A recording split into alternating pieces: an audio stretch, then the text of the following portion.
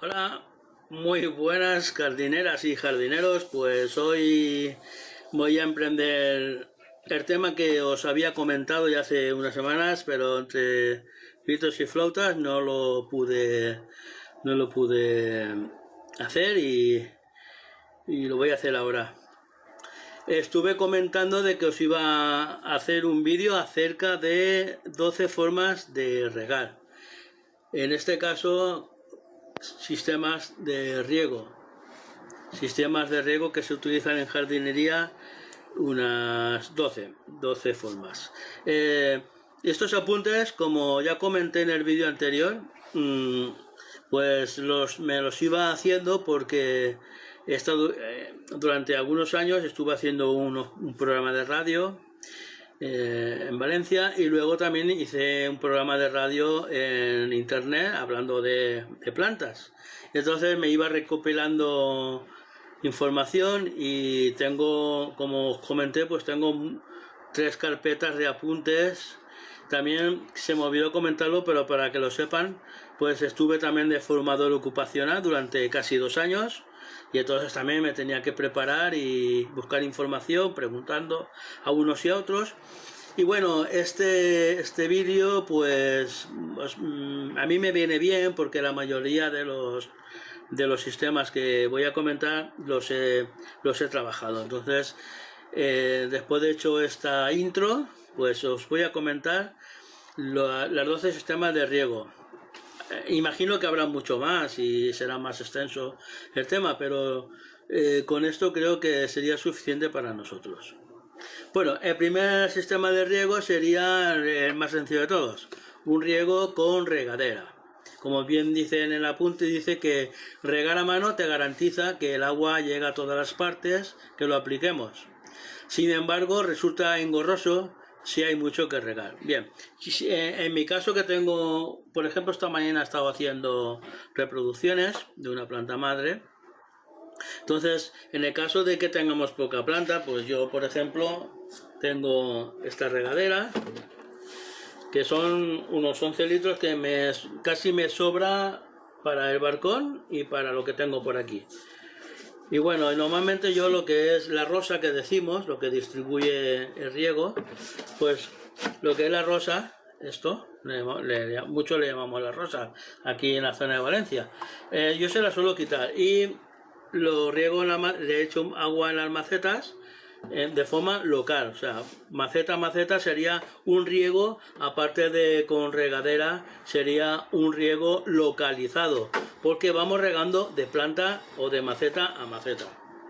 Luego también, si resulta muy grande 11 litros, pues para lo que tengo aquí arriba sí que es verdad que suelo usar una botella y las voy regando por la botella. Esto sería un riego con regadera. Es muy sencillo, todo el mundo prácticamente lo hemos utilizado, y también nos da la ventaja de que yo, por ejemplo, cuando hay que abonar, le mezclo el abono en el agua, lo bato bien, que se mezcle bien, y empiezo a regar y abono en mis plantas.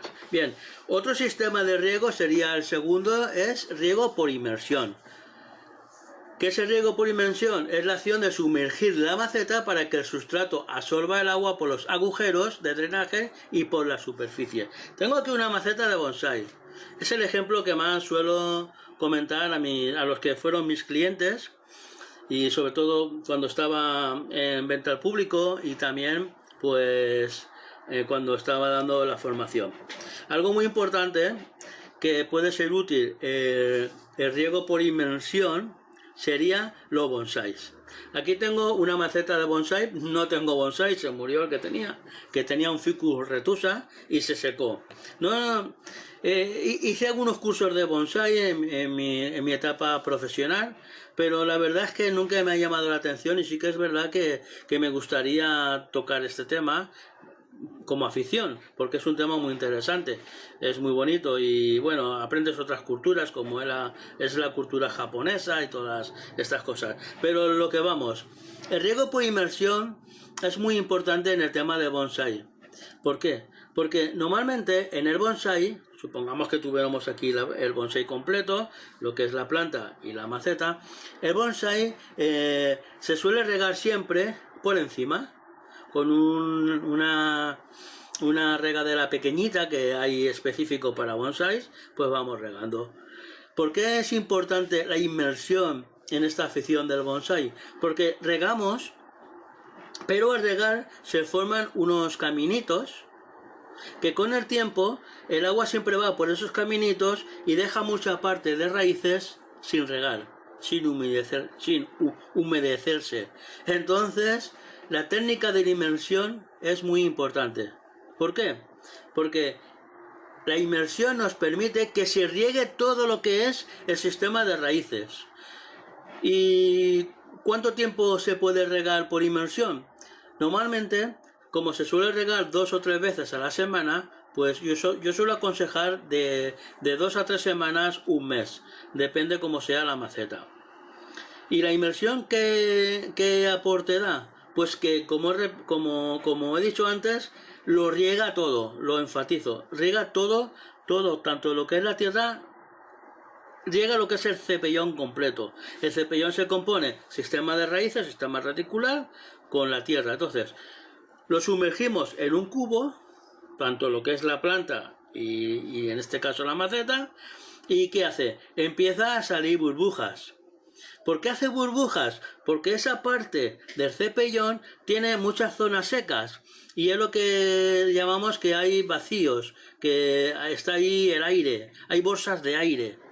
Entonces, cuando deja de hacer gota, cuando deja de hacer burbuja, empieza a salir burbuja y deja de hacer burbujas, sube las gotitas, digo yo, de las burbujas, pues ya estaría completamente regado. No habría ningún hueco, no habría ninguna bolsita de aire. Entonces, la dejamos escurrir. Como veis, suelen tener un agujero bastante grande para que tengan un buen drenaje.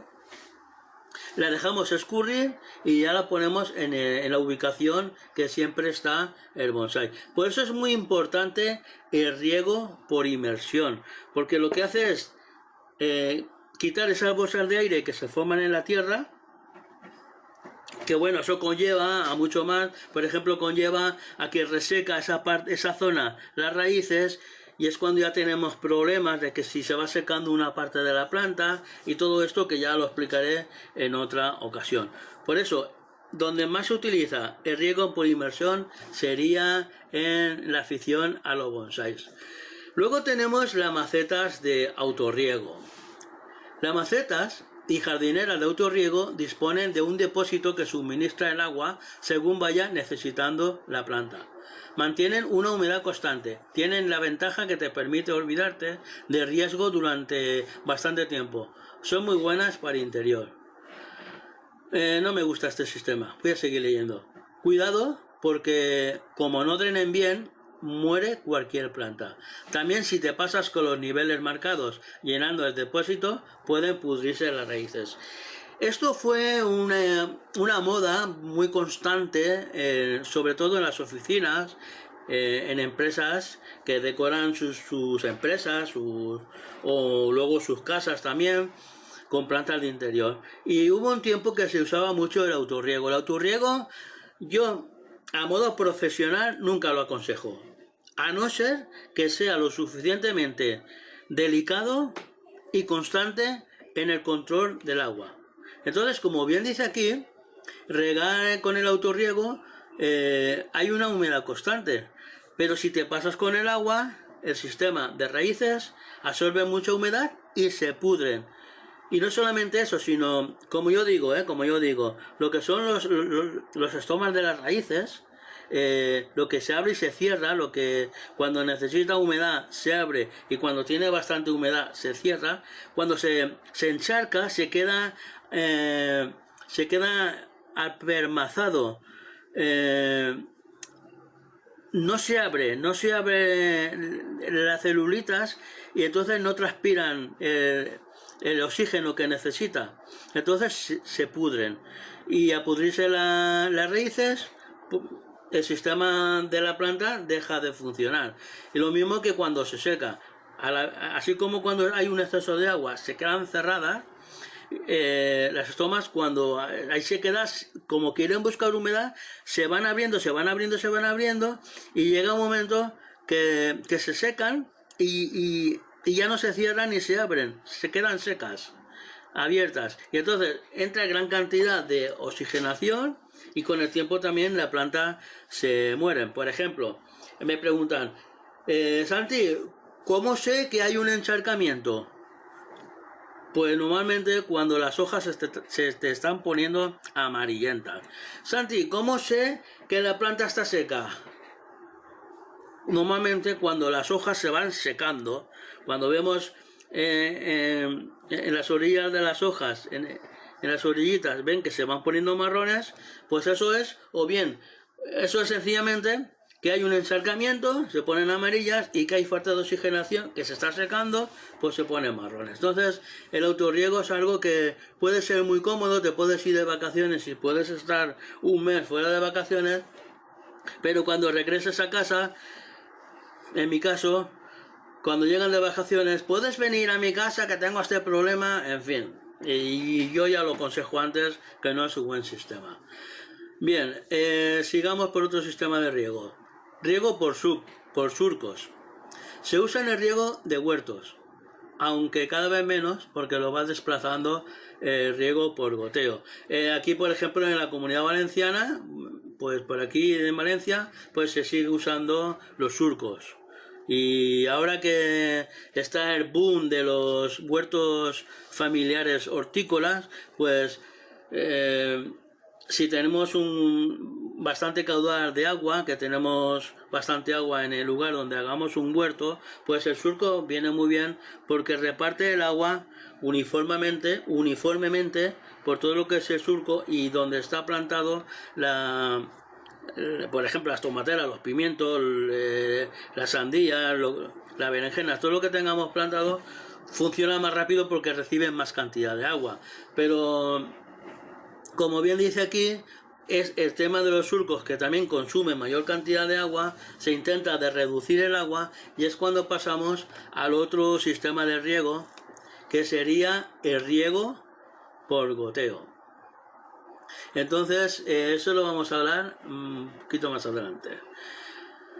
Bien, el riego con aspersores. Esto ya vamos a un paso mayor, que es cuando ya tenemos un buen trozo de campo que queremos hacer un jardín, o tenemos una casa con jardín propiamente dicho. ¿Qué son los aspersores? Pues es un sistema habitual para regar el césped. Los aspersores tienen un alcance superior a 6 metros. Bueno, estoy en desacuerdo totalmente. Puede ser de 6, puede ser de 3, de 6, de 12, pero yo creo que superior a 6 metros no, porque también sea un jardín pequeño también se pueden usar aspersores. Es mi punto de vista, ¿eh? Es decir, tiran el agua de 6 metros en adelante, los 6 de menos, ya os comento. Aunque ahora vamos a hablar de otros tipos de aspersores. De 6 metros en adelante, según tengan más o menos presión y el tipo de boquilla. Por eso, 6 zonas de poca presión, que por ejemplo, para tirar los aspersores de más de 6 metros supondría como mínimo 3 kilos de presión de agua, 2-3 kilos.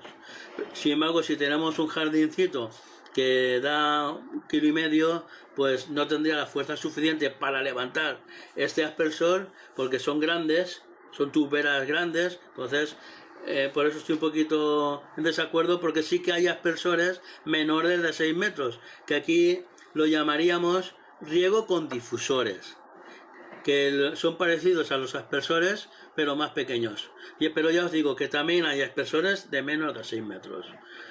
Son más pequeños. Tiran el agua a una distancia de entre 2 a 5 metros. Por tanto, los aspersores se utilizan para regar superficies mayores de 6 metros y los difusores para superficies pequeñas o estrechas. Por ejemplo, supongamos un jardín que tiene como la mitad de un campo de fútbol o más, necesitaríamos lo que son los aspersores. Y dentro de ese jardín pues tiene pasillos que rodean las casas, que a lo mejor de parte a parte son unos 3 metros, 2 metros y medio. Entonces sí que utilizaríamos los difusores, que tienen boquillas. Por ejemplo, la que utilizábamos nosotros, la boquilla de color rojo, pues creo que era de metro y medio. La de color rojo marrón era, pues fijaros, sí que es verdad que llega de metro y medio a 3 metros. Y luego está la gris, que esa puede llegar a los 6 metros, lo que son los difusores. Entonces se podía combinar. De hecho, también el tema de los aspersores es lo mismo, que puede alcanzar menos o pueden alcanzar más. Pero hay que tener siempre cuidado con la presión de donde vayamos a plantar, a instalar mejor el sistema de riego.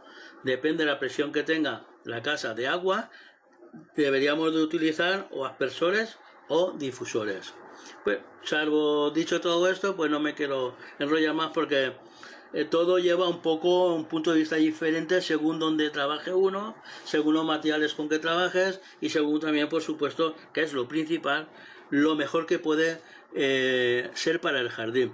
Otra cosa también que se suele aconsejar es que remonten los riegos por encima, o sea, que no llegue justo, sino los riegos tienen que remontar. Hay una palabra técnica que ahora no recuerdo, pero siempre vale la pena que se pasen entre ellos para que toda la parte que va regando siempre esté cubierta, nunca queden zonas donde no le llegue el agua.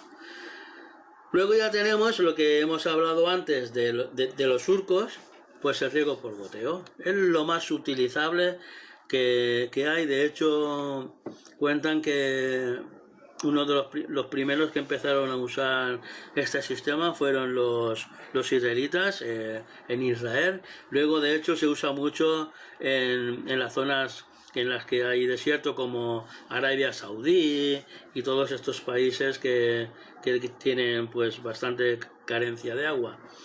En el caso de los riegos por goteo, consiste en aportar el agua de manera localizada, o que está localizado justo al pie de cada planta. Por eso se habla de riego por goteo. Quiere decir, si nosotros plantamos, por ejemplo, pimientos, pues por ejemplo, de hecho hay tubos que ya tienen los agujeros en la distancia. Quiere decir, hay tubos que lo puedes comprar desde agujerito a agujerito, de 30, 50 centímetros o de metro a metro.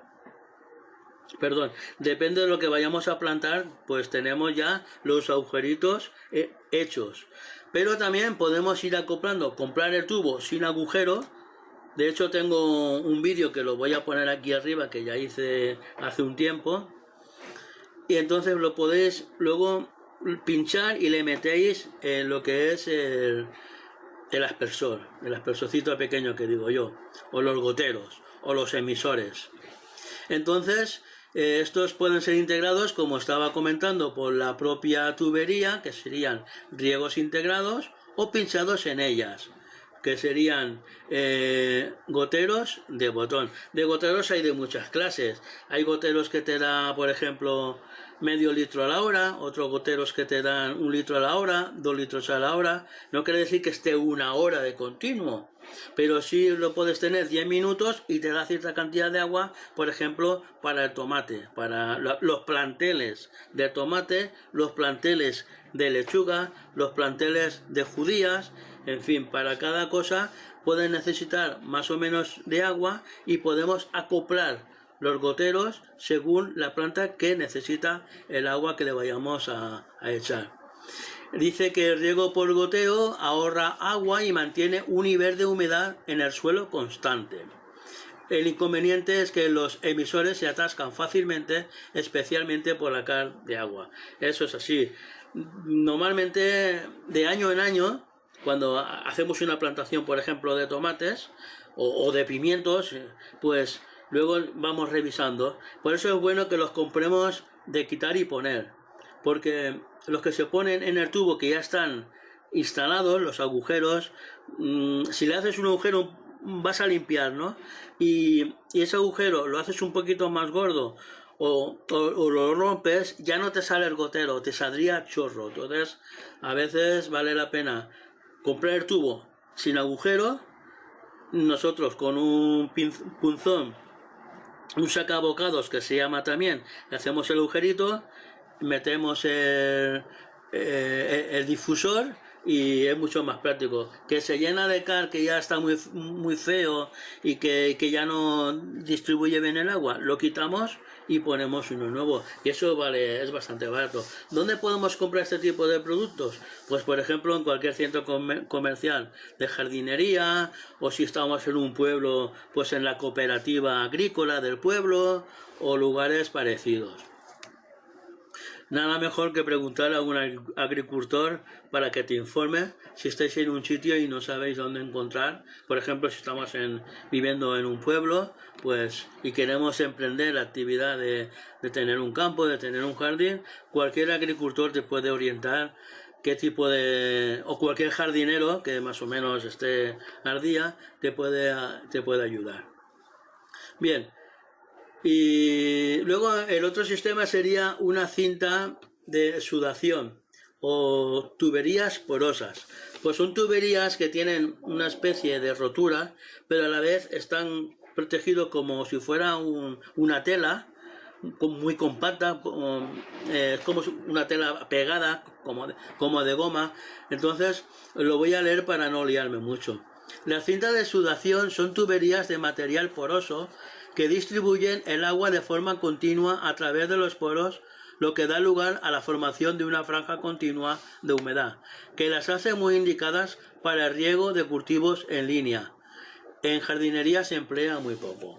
Pues por ejemplo, estamos hablando ya un poco a nivel profesional. Por ejemplo, en Almería, que hacen grandes producciones de plantaciones para luego la distribución y venta, pues sería lo más práctico, porque son tubos que miden muchos metros, pero que suda todo el tubo en sí y moja toda la parte donde están las plantaciones y te tienes que olvidar. O sea, te riega todo por igual. Entonces, también los ingenieros técnicos agrícolas, también eso ya requiere una preparación y un control, que ya saben qué tipo de... O sea, porque debéis de saber que los tubos tienen distintos diámetros, pues pueden ser del 6, pueden ser del 14, pueden ser del 20, pueden ser del 32, o pueden ser del 20, del 25, del 32, del 40, y depende del volumen de la producción y qué tipo de plantas podamos sembrar, pues cierto tipo de material adecuado. O sea que hay también materiales adecuados para cada tipo de producción. Luego tenemos los microaspersores. Pues los microaspersores serían utilizando los tubos de microriego, que serían tubos creo que son del 10 o del 12, que sería, este sistema de riego es idóneo para macizos de flores, rosales, pequeñas zonas, etc. Para textura arenosa son buenos los microaspersores porque cubren más superficie que los propios goteros tradicionales, por ejemplo, para regar frutales. Quiere decir, en vez de poner un aspersor que va a un chorro muy fuerte, que puede llegar metro y medio, pues un microaspersor es pequeñito y te hace como lluvia, o sea, como una fuente. Entonces, si tenemos frutales, le ponemos una fuentecita. Cuando me preparé la idea, o sea, cuando tuve la idea de preparar este vídeo, pues la verdad, yo tengo material todavía por ahí, por casa, pero bueno, si eso ya haremos otro vídeo. Lo importante es que sepáis los tipos de riego que hay. También hay microaspersor para los aficionados a la jardinería, sería muy útil. De todas maneras, en el mismo sitio que venden el tubo para riego, tienen todo tipo de microaspersores, de aspersores, en fin. Hoy en día está todo muy distribuido, por ejemplo, en Valencia con los centros comerciales que hay y hay secciones de jardinería, pues cualquier vendedor te puede informar. De hecho, en los propios folletos que se reparten muchas veces de publicidad. Luego está el riego de nebulización. Este sistema de riego permite la aplicación de gotas muy pequeñas en forma de niebla. Esto hace que sea el sistema más recomendado en la producción de plántulas y enraizamiento de esquejes en invernaderos. Esto lo conocí yo hace ya, pues eso, más de 40 años, y cuando estuve trabajando en un vivero. Y esto crea lo que se llama un microclima, que no sé si aquí lo pone. No, dice que sea un sistema más recomendable. Esto es curioso porque, por ejemplo, cuando hace un vivero, por ejemplo, que mantiene una temperatura constante de 20 a 22 grados para la producción de sus plantas, pues yo recuerdo el ciclamen, la gloxinia, la poinsettia, peperonias. Entonces, cuando hace mucha calor, a la primera hora de la mañana se le abrían las nebulizaciones, que se llenaba como una lluvia, y eso mantenía, aparte de que bajaba la temperatura, mantenía un microclima. Y ese microclima, con la humedad y la calor, no solamente por lo que era la tierra, por el riego por goteo, o el riego por aspersión, o cualquier otro tipo de riego, pues esta nebulización le ayudaba a la planta a crecer. Se mojaban las hojas, no era como cuando uno riega con la manguera, que eso luego lo vamos a hablar, sino que también ayudaba al crecimiento de lo que eran los enraizamientos del esqueje y también de la propia planta, de las plántulas, como dice aquí. Y luego pues ya hablamos de riego subterráneo. Yo este tema nunca lo he tocado. Se trata de tuberías perforadas que van enterradas en el suelo a una cierta profundidad. Es uno de los métodos más modernos. Yo no lo conocía. Menos pérdida de agua por no estar expuesto al aire. Menos malas hierbas porque la superficie se mantiene seca. Se evitan problemas de vandalismo, etc. Inconvenientes. Se atascan los puntos de salida de agua, en particular la cal. Las raíces también se agolpan en las tuberías. Para evitarlo se usa herbicida. Bien. Bueno, sí que lo conozco en el sentido de que lo he oído hablar, pero yo nunca lo he usado y nadie, por ejemplo, de la zona, que yo sepa, salvo excepciones, yo nunca lo he utilizado. Entonces es algo que siempre pues no sabía. Vamos, ¿para qué voy a estar diciendo bien? Pero nos quedaba